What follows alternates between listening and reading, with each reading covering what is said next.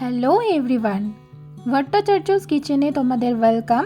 আশা করছি তোমরা ভালো আছো। চ্যানেলে যারা নতুন আছো তারা কিন্তু চ্যানেলটাকে সাবস্ক্রাইব করে নিতে ভুলবে না। সেই সাথে পাশে থাকা যে বেল আইকনটা আছে সেটাও প্রেস করে নেবে, যাতে করে আমার নেক্সট ভিডিও আসলে পরে তোমাদের কাছে তার নোটিফিকেশান সাথে সাথে পৌঁছে যায়। আজকে আমি তোমাদের সাথে শেয়ার করব মাছের মাথা দিয়ে মুগ ডালের রেসিপি। এই রেসিপিটি বাঙালির অত্যন্ত প্রিয় একটি রেসিপি এবং বিয়ে বাড়িতেও কিন্তু এই ধরনের মাছের মাথা দিয়ে মুগ ডাল করা হয়ে থাকে। ঠিক কী পদ্ধতিতে তৈরি করলে সেই রকম স্বাদ আসবে, তো চলো দেখে নেওয়া যাক।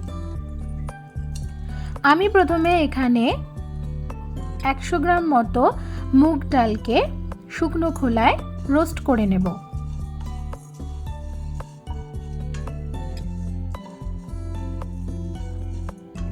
আরেকটা জিনিস প্রথমে মাথায় দিচ্ছি তোমাদের, তোমরা কিন্তু আমার ভিডিওগুলো দেখছো কিন্তু লাইক করছো না, তো একটা লাইক ভীষণ জরুরি এবং সেই সাথে চ্যানেলটা কিন্তু সাবস্ক্রাইব অবশ্যই করতে হবে তোমাদের। আমি কিন্তু মুগ ডালগুলো শুকনো খোলায় রোস্ট করার পর ধুয়ে নেব। তারপর কড়াইতে কিছুটা জল নিয়ে জলটা হালকা গরম হয়ে এলে মুগ ডালগুলো দিয়ে দেব।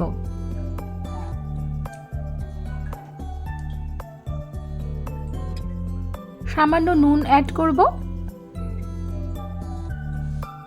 এবার আমি এটাকে কিন্তু ঢাকা দিয়ে রাখব। এটাকে এভাবেই সিদ্ধ হতে দেব।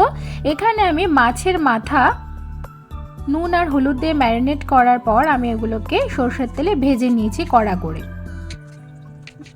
এখন আমি একটা টমেটোকে এভাবে কেটে নেব।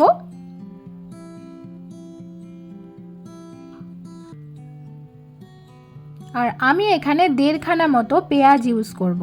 পেঁয়াজগুলোকে চপড করে নেব।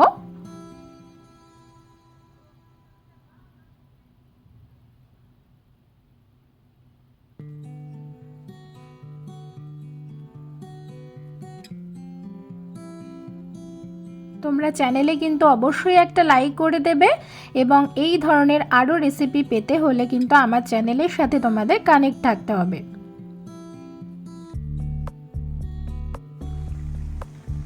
মুগ ডালগুলো অলমোস্ট বয়েল হয়ে গেছে।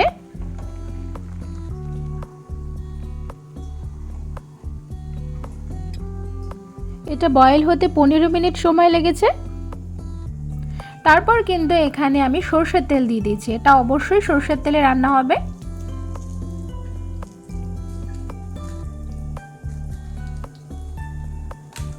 আমি এখানে একটা শুকনো লঙ্কা ফোড়ন দিয়েছি আর একটা তেজপাতা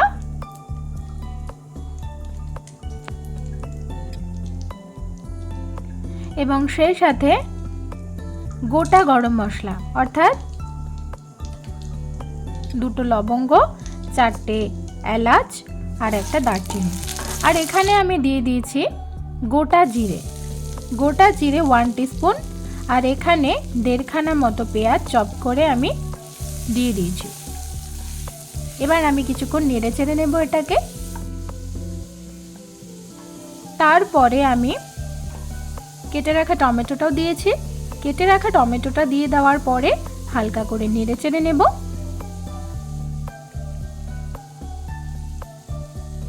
এবার আমি এখানে 1 টিস্পুন মতো হলুদের গুঁড়ো, 1 টিস্পুন মতো জিরের গুঁড়ো, 1 টিস্পুন মতো ধনে গুঁড়ো যোগ করেছি। আমি যে জলটা দিলাম সেটা অবশ্যই গরম জল। গরম জলে কিন্তু যে কোনো মশলার স্বাদ ঠিক থাকে।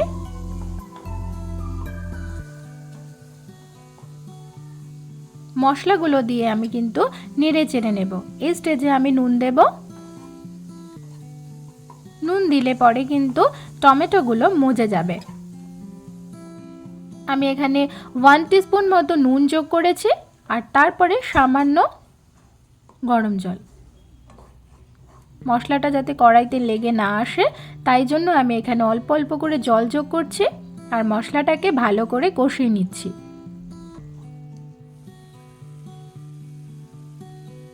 মশলাটা কষে আসার পর অর্থাৎ মশলা থেকে তেল ছাড়িয়ে আসলে পরে ভাজা মাথাগুলোকে অর্থাৎ মাছের মুড়োগুলোকে আমি কিন্তু এখানে দিয়ে দিয়েছি। মাছের মুড়োগুলোকে তোমরা কিন্তু ভেঙে নিতে পারো, ছোট ছোট টুকরো করে ভেঙে নিতে পারো, যে যেরকম চাও। আবার চাইলে এরকমও সাইজে রাখতে পারো, তবে ছোট করে ভেঙে নিলে কিন্তু নাড়াচাড়া করতে সুবিধাই হয়।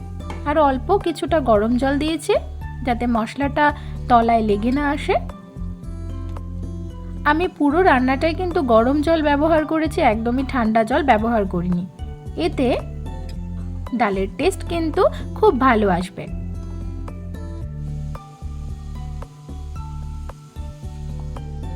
তারপর এখানে সিদ্ধ করে রাখা মুগ ডালগুলোকে আমি যোগ করেছি।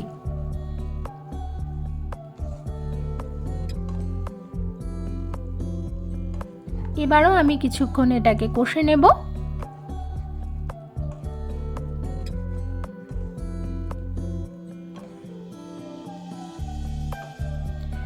মুগ ডালগুলো যদি 90% সেদ্ধ করা থাকে তবে কিন্তু সামান্য জল ব্যবহার করে ফুটিয়ে নিয়ে নামিয়ে নিলেই কিন্তু তৈরি হয়ে যায়।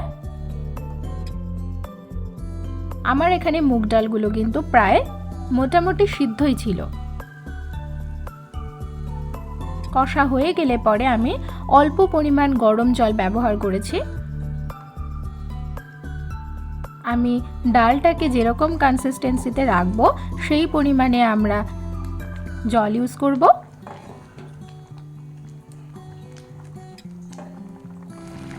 এটা নাড়াচাড়া করার কিন্তু 10 মিনিট পরই তৈরি হয়ে যাবে মাছের মুড়ো দিয়ে মুগ ডাল।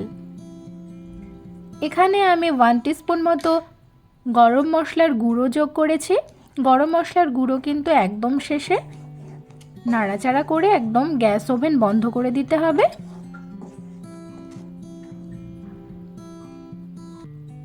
আর তারপর এরকম একটা বোল সেটে সার্ভ করতে হবে ওপর থেকে চপ করা ধনেপাতা ছড়িয়ে।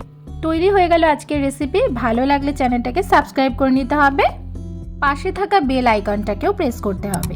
আজকের মতো টাটা।